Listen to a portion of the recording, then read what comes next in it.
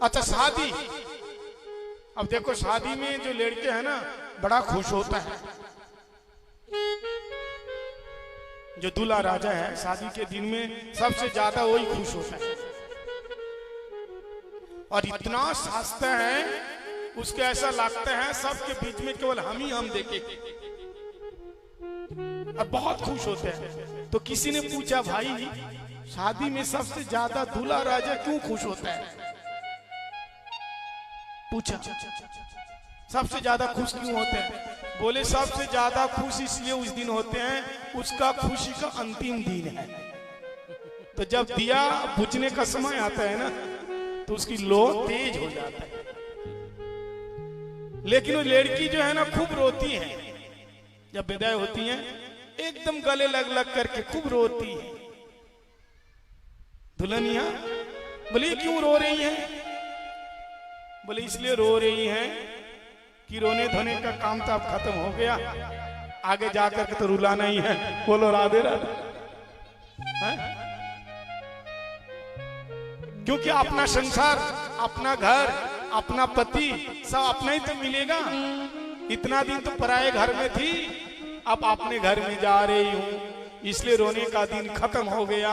जितना रोना है रो लो। शादी, शादी का मतलब कि शादी मतलब बहुत लोग शादी में ज्यादा महत्व देते हैं लेकिन कोई इंपॉर्टेंट काम नहीं है। शादी मतलब क्या? ये सादा काम है। बोलता नहीं ये कपड़ा बहुत सादा है, सिंपल है। लोग महत्व देते हैं लेकिन ये ज्यादा बड़ा काम नहीं है। बोलिए वरमाला क्या है? दूल्हा राजा के गले में पड़ते हैं। बोलिए गले की फांसी है। अब पूरी जिंदगी भर के लिए लटक गए हो तुम।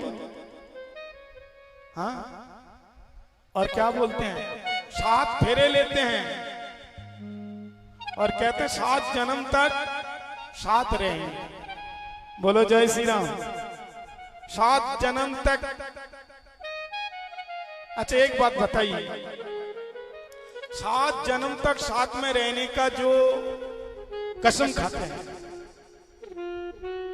कि दोनों एक साथ रहेंगे।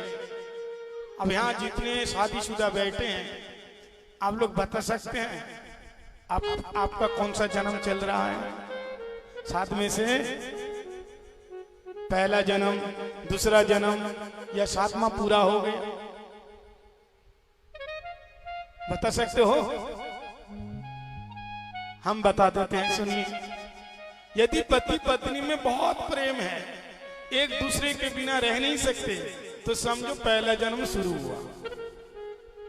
और ज्यादा तू मैं हो रहा है, एक दूसरे को देखना नहीं चाहते हैं, तो समझो ये आखिरी 7वां पूरा हो गया। हाँ, एक दूसरे से बात करना नहीं चाहता। पतिदेव ने कहा कल मेरे को चंडीगढ़ जाना है, सुबह 7 बजे जगा देना, लेकिन बात तो नहीं करते। लड़ाई झगड़ा करने के बाद बात करना छोड़ दिया। इसलिए एक चिट्ठी लिख करके पत्नी के तकिया के नीचे रख दिया और उसमें लिखा हुआ था कल मुझे चंडीगढ़ की बस पकड़ना है, 7 बजे मुझे जगा देना। महाराज 8 बज गया, नींद खुली, बहुत गुस्सा हो गया। मैंने लिख के रखा था लेकिन मेरे को जगाया नहीं। इतने में देखा उसके तकिया के नीचे एक पर्ची मिला, तो उसमें लिखा हुआ था, बातचीत नहीं करते हैं ना आपस में, लिख करके बात करते हैं, तो उस पर्ची में लिखा हुआ था 7 बज गया है, जल्दी उठ जाओ, आपको चंडीगढ़ में जाना है। उसमें लिखा हुआ था। ये प्रेम है? ये प्रेम नहीं है। ये प्रेम के नाम लेकर के हम लोग प्रेम को बदनाम कर रहे हैं।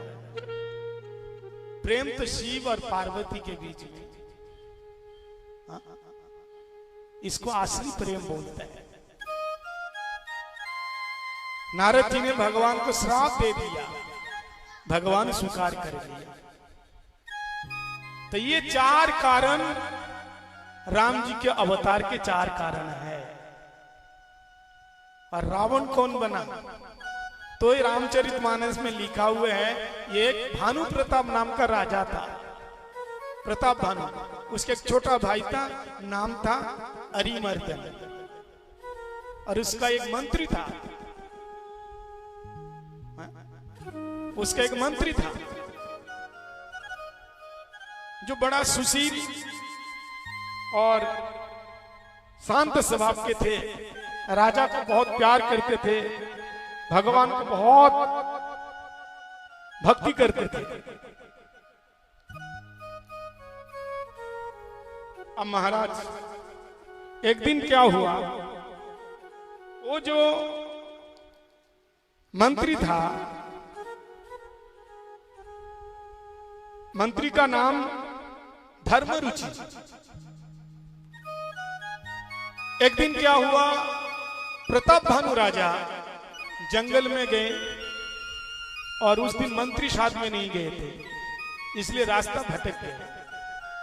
उस जंगल में एक दुष्ट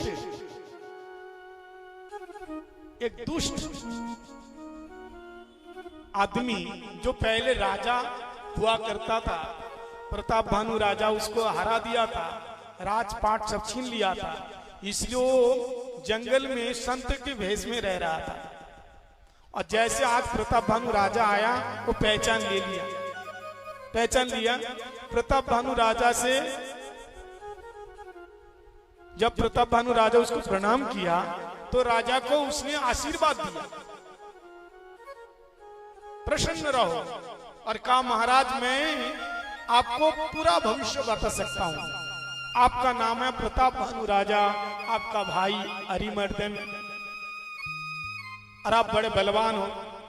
राजा समझ गए बहुत बड़े पहुंचे हुए महात्मा है, बोले महाराज हमें ऐसे आशीर्वाद दो कि हमारा राज्य अखंड हो और हमारा मान सम्मान पूजा प्रतिष्ठा दिन दिन बांटते रहे। बोले ठीक है ऐसा ही होगा, लेकिन तुम 1 लाख संतों को प्रसाद पाओ, भोजन करवाओ, और स्वयं मैं अपने हाथों से रसोई बनाऊंगा।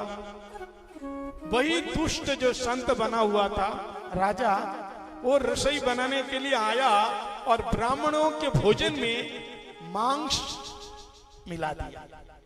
और जैसे ब्राह्मण लोग, उसको तो कुछ पता नहीं था, खाने में मिला दिया था, और जैसे ही खाना खाने लगा, भोजन पाने लगा, इतने में आकाशवाणी हुई, बोला अरे ब्राह्मणों ये भोजन नहीं खाना। क्यों? बोले इसके अंदर आमिष है, मांस मिला हुआ है। अब सारे 1 लाख ब्राह्मण एक साथ उठा और कहा प्रताप भानु तुम धार्मिक होकर के और मांस को बना करके हम सबको, हम ब्राह्मणों को बुला करके आमिष खिला रहे हो, इसलिए श्राप देता हूं, हम सब लोग श्राप देते हैं, तुम बन जाओ राक्षस। तब वही प्रताप भानु रावण बन करके आया, और उसका जो भाई अरिमर्दन वो कुंभकर्ण बन करके आया, और उसका मंत्री था धर्मरुचि, वो विभीषण बन करके आया। तो ठीक इसी प्रकार रामचरितमानस में वर्णन हुआ